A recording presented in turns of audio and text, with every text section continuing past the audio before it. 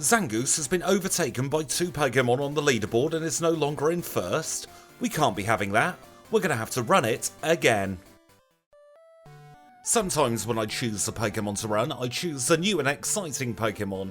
Other times I pick the old and exciting Pokémon that I think deserve another chance, and that's definitely the case with ZANGOOSE here. It is one of my all-time favourite Pokémon, but this run is going to be one of the most stressful I have ever done. ZANGOOSE is in a very, very small elite club of Pokémon that have the potential to get an incredibly fast time, so I have to play at my absolute best for the entirety of this run. We'll start by looking at the stats, and we are 23 HP at level 5, holding a berry with Scratch and Leer, 18 in attack, 12 in the defences and the specials, and 15 in speed.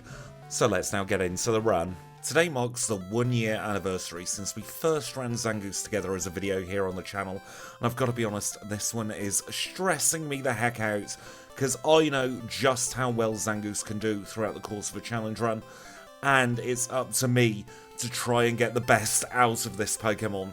I'm going to be trying for a PB. I'm going to be trying to get it to the very top of the leaderboard. Whether it will happen is a different matter, because there's a lot that needs to go right, and I'm going to be doing some very risky strategies, but I'm hoping they'll pay off. This one as well is going to be very, very important to me, because ZANGOOSE is one of my favourite Pokemon. Even discounting how well it does in a challenge run, I have always loved this Pokemon, and I think it deserves a lot more love and attention than it gets. But we are already ready for Rival 1. We are going to go straight into it, and we're going to hope for the best. Really, at the moment, what we're trying to do is we're trying to get as many levels as possible in the early game and take as little damage as possible. We get through Rival 1 in 3 shots, and we can go back to the lab and we can name our rival triple question mark, as we always do. We're in one of those funny Gen 3 experience groups as well, so at the moment, the experience is going to be very, very, very important to get, because it's going to take us a very long time to level up. However, towards the mid and the end game, we won't need that much experience at all. We will just be racing through the levels regardless, so that means we probably don't even have to pick up any rare candies. We will just have to fight for our lives in the early parts of the challenge. In fact, to a point where when we get things like the Lighthouse rare candy, I'm probably going to use them straight away, because that would make much more sense than using them when levels are actually fairly easy to get later on. Anyway, I'm going to keep making my way towards Violet City now, and we'll think about our first gym. And so here we are in front of Falkner. He is our first gym leader together. He is a flying type specialist, and he leads with Pidgey. Are we going to get the 2-shot on the Pidgey? No, we're not. It's a 3-shot on the Pidgey as we grow up to level 8. Out comes the Pidgeotto. We get a lovely critical hit there, and it's going to be 2 further shots to knock out the Pidgeotto. That is one of the dangerous gyms, would you believe, all gone. Time of 3:46 for the Zephyr badge. Let's get out of here. We can't really have asked for a better start to the challenge than that. We'll do a very quick heal here in Violet City's Pokemon Center. We will grab the egg and deposit it as we always do, and then we can start heading towards Azalea Town. And we are outside of the Union Cave. We will pause the timer to catch ourselves Kenya. Kenya's going to be helping us out with Fly. It's the only HM friend at the moment we are naming, although I am currently coming up with a system to get all of you lovely people be able to name yourselves after a HM friend if you are a channel member here on the channel. But that is still in development. I don't like the community post method of doing it, I've got to be honest. Let's get ourselves the stuff that we need here in the Azalea Town Pokemon. We'll get a couple of super potions. I'm already stressing, and we are only 1 gym in. We need to do a heal. Let's then have a little chat with Kurt, and we will catch the next 2 HM friends. Goodness me, I should not be this stressy. Let's pause the timer at 6:06, and let's get our HM friends. First up, of course, is Psyduck. Psyduck's going to be helping us out with Surf, Strength, Whirlpool, and Waterfall, and then we'll also catch our Paris. And Paris will be helping us out when we eventually find one with Flash. No, Paris does not help us with Flash. How many times am I going to say that? Paris will be helping us out with Dig, Cut, and Rock Smash. And with those 2 safely caught, let's go into our second gym. And after beating up all of the gym trainers, we are now ready for Bugsy. Bugsy is our second gym leader together today, a bug-type specialist who leads with Metapod. And we are going to use Swords Dance 3 times against this Metapod, and then hopefully that will give us enough attacking prowess to get through the rest of the battle relatively unscathed. Didn't quite one-shot the Scyther there, but we do have the priority moves, so Bugsy can't use Quick Attack against us, and we get our next badge in 8 minutes and 43 seconds. Let's do a very quick heal, and let's move straight on to rival number 2. This time he's going to lead with Ghastly, and this could be devastating for us. It all depends on whether we get sent to sleep by Hypnosis. We get the miss. That is huge. That is one of the big things out of the way now. We don't want to be confused. We don't want to be confused. We don't have the defenses for this. We really do not have the defenses for this. We just have to get through this Croconaw now, but it's looking like we take a flaming reset. Let's try again. It's all about that confusion. Hypnosis has missed again. We can afford one reset in this run. Bite's fine, we've got the win. Nice crit there as well. Doesn't really change too much, because we low rolled there, but we do get through. Ooh, not 100% happy about that Rival 2, but we take what happens. Let's now get ourselves into the forest, and we will get Cut and Headbutt.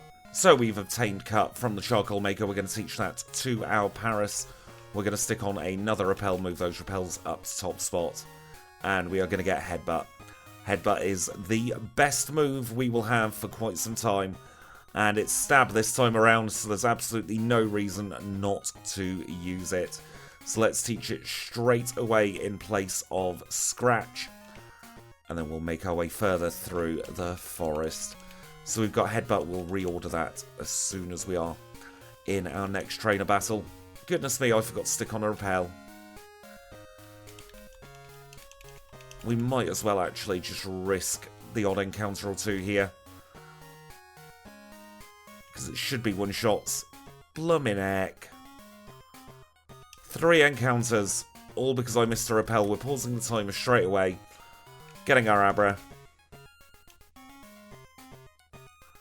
And we're going to make our way into Goldenrod. And of course, here in Goldenrod, we are going to get the bike so that we can move in double quick time. And we'll continue up towards National Park. And in National Park, we are going to get the Dig TM. We'll teach that to Pryce next time we menu. In the meantime, though, we're going to go and have a little chat with Floria. And Floria's telling us all about this tree that's in the way. We'd better get rid of it at some point. But for now, we can't. So let's go back to Goldenrod and let's take on Whitney. And with last carry taken care of, we can move on to Whitney herself. She is our third gym leader together, a normal type specialist who leads with Clefairy. It's a 2-shot on the Clefairy as the cow comes out and she's used Attract. That is not what we wanted to see. That is devastating. We're going to have to take a reset. She never uses Attract. Backup strats. We set up. And then we try and sweep.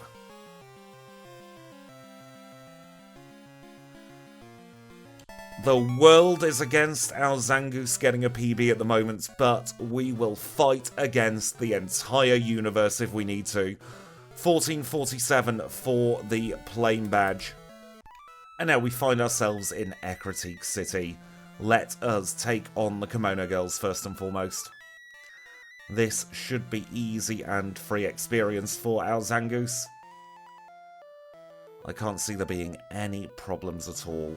Maybe if this Umbreon Sand attacks, but hopefully it won't happen. Generally, a lot of this run is hopefully things won't happen if we're to get a PB.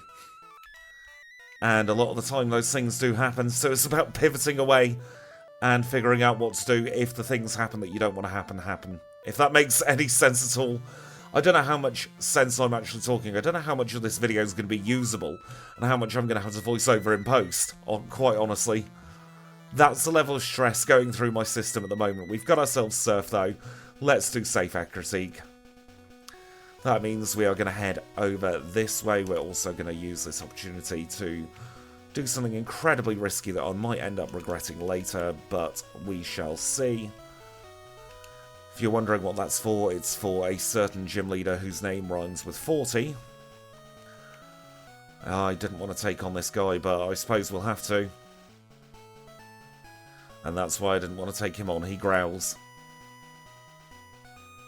And he's got confusion.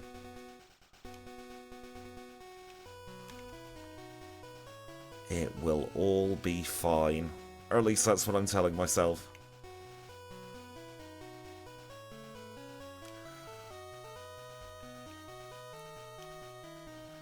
And now that we're in Olivine, there's not much we need to do here. We just need to go and get ourselves our repels. How many should we get? Let's get 8 super repels. We will get strength as well. We'll be teaching that fairly soon. And we'll do a cheeky little heal. Let's start ascending the lighthouse. And at the tippy top of the lighthouse, we're going to have a little chat with Jazz. We'll get this rare candy. We'll use it as soon as we're at a clean level. And we shall go back into Olivine to do a quick little heal. With that, let's get ourselves back to Ecruteak. And now we are in the Burnt Tower. Let's take on rival number 3. Hopefully he won't cause as much grief as rival number 2. We shall have to see. He's going to lead with Haunter. That thing's kind of dangerous, but it has used Curse. We are on to Magnemite now. And we get the miss. Hopefully Fire Punch is a one-shot. Should one-shot the Zubat. And then 2-shot on the Croconaw. There we go. Rival 2 all complete. We're going to say no to Pursuit. And now we'll fall through the floor. And we'll release the beast. And it'll be time for Morty. The whole crux of this strategy relies on this battle here. This is Morty. He is our 4th gym leader together. He is a dual ghost and poison type leader who starts with Ghastly. That one rollout miss is the only rollout miss I want to see throughout the course of this gym. If we can one-shot the Gengar, we are in the clear now. Thank goodness for that. That means we didn't have to get Hidden Power Ground. That is a huge time save. Let us now head back to Olivine City. And now I've beaten up all of the gym trainers here in Chuck's gym. Let's now take on Chuck. He is our 5th gym leader together, a fighting type specialist who leads with Primeape. We're going to try and use a double Swords Dance here, and we take a reset because of a crit. And Chuck has a very long intro. We'll just do single Swords Dance. We're hoping for the Leer to fail, really. This is a range, but Dynamic Punch misses. Perfect. Storm Badge acquired in 24:56. Let's move on to our next gym leader. Very quickly before taking on our next leader, we are, of course, going to take on the Red Gyarados. 2 shots to knock it out. We obtain the Red Scale. Let's chat with Lance. I'll do the Mahogany stuff, and it'll be time for Pryce. And so this is Pryce. He is our next gym leader, our 6th gym leader today, and he leads with Seal. We'll use Strength on the Seal, we'll take it down in 1 shot. Then it's probably going to be a 2-shot on the Dugong. Aurora Beam's not great, but there's not much we can do about it. And then we'll try and 2-shot the Piloswine. There we go. Level 35 acquired. Pryce is defeated. 30-35 for the Glacier Badge. And now we are here at the tippy top of the lighthouse. We will give Jasmine the secret potion, and then we will take flight after her to try and see what she's all about. Hopefully she won't be using the secret potion today. Let's go straight into her gym and let's take her on. This is Jasmine, the Steel type specialist of Olivine City, and she leads with Magnemite. We'll use Fire Punch against the Magnemite. We know it's going to be a one-shot. We'll use Fire Punch against the second Magnemite. It's all about this Steelix. Let's see how much do we do. Roughly half.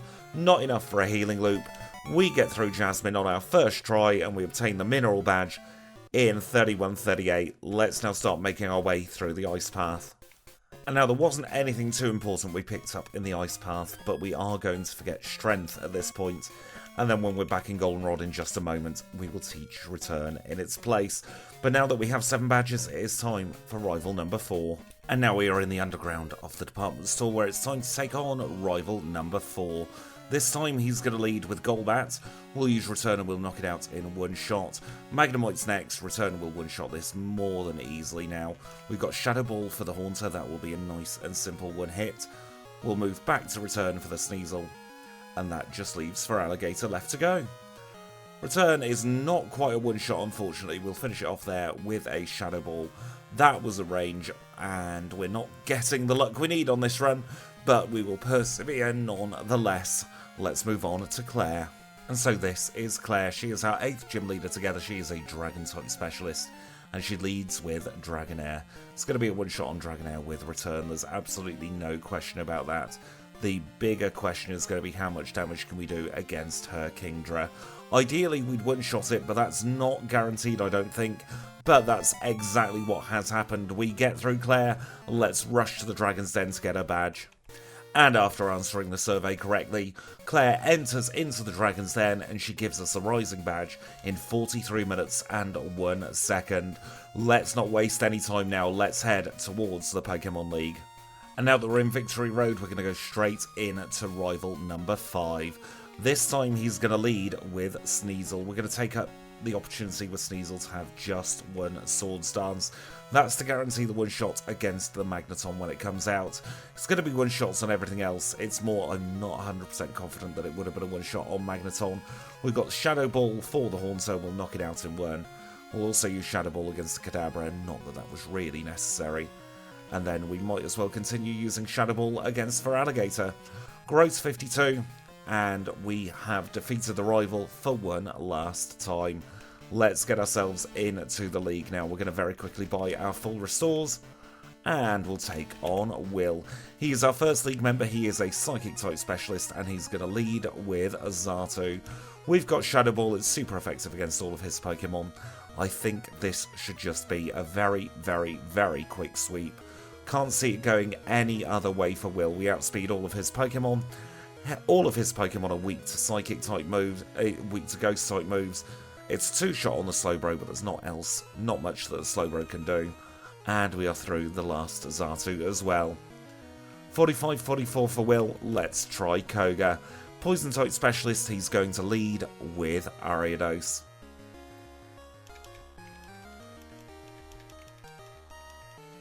Going to set up one Swords Dance and then again get to sweeping. Not 100% sure if we're going to one-shot the Fortress, so we'll set up another Swords Dance because Spikes is meaningless. That's going to guarantee the one-shot now on everything else. We don't need to worry about anything at all, and we'll be able to get through all of his Pokemon very, very quickly. Koga down, Bruno's next. Bruno, a fighting type specialist, he's going to lead with Hitmontop. And this Hitmontop does not have any fighting type moves. So we're going to take a little bit of dig damage there, set up 2 Swords Dances, and then we should be able to sweep. I'm going to try and use Shadow Ball a little bit here. Take some guaranteed crit damage, unfortunately, from the Hitmonchan there. But that should be the only damage we take for the rest of the battle. No thank you to False Swipe. Let's take out the Onix. And let's get Bruno all defeated. We are going to use a full restore now. We'll also use one of our max elixirs. And that should get us set for the rest of the league. Starting here with Karen. She is a dark type specialist, leads with Umbreon. We'll taunt the Umbreon to prevent the sand attack. We will then use a single Swords Dance. And then we should be in the clear. So one shot on Umbreon, one shot on Vileplume. Here comes Gengar. There goes Gengar. Thank you to Shadow Ball for that. And then we might as well swap to Return for the Murkrow. And we will return against the Houndoom as well. That's Karen down. Let's move on to Lance. He is our final obstacle between us and the Hall of Fame. The Liar with the Flyers, the enemy of the series. Let's take him on. We're going to set up Swords Dance against the Gyarados. We can take one Surf very easily. Let's now get to getting rid of all of his Pokemon as quickly as we can. We get rid of the first 2 Dragonites in one shot apiece. And now here comes the Aerodactyl. We'll use Shadow Ball, it's neutral, I don't think we needed that though. We'll swap back to return for the Zard, and that just leaves the last Dragonite left to go.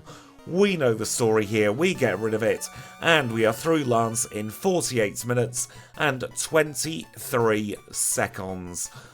That is a very good time. I'm not sure if we're on PB pace, but that is still a very, very, very good time. Let's get our final Hall of Fame time now of 48.40, and we will look at the midpoint leaderboards. And looking at these midpoint leaderboards, ZANGOOSE has some catching up to do. We're in second place on the Unbound leaderboard and third place on the overall leaderboard.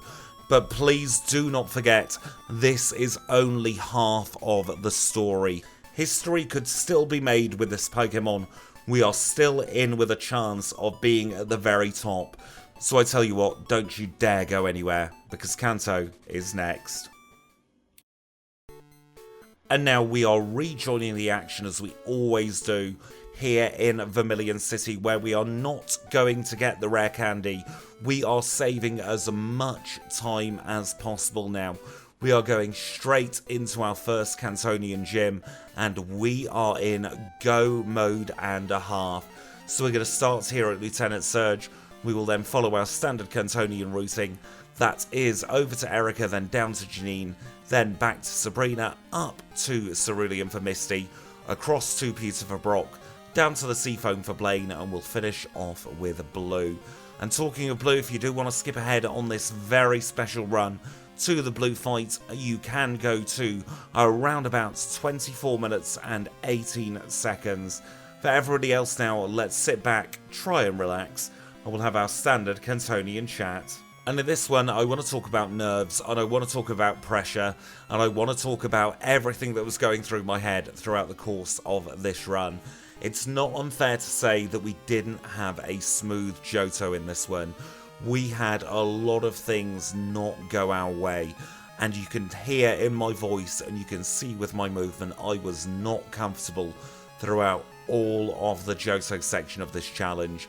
And that is part of a double-edged sword of doing live voiceovers. Sometimes there are runs where I put even more pressure on myself than I normally do. I always want to get the best possible time, but I know what ZANGOOSE is capable of, so I know exactly how much I need to do in order to get a new personal best in Pokemon Crystal. And now if we compare the ZANGOOSE challenge that we're in today with our Staraptor run that we did at the very beginning of the month, there are a lot of differences in my mindset.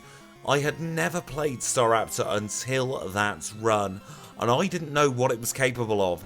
I really thought we were going to get a run very similar to Dodrio, clocking in at around about 106, 107.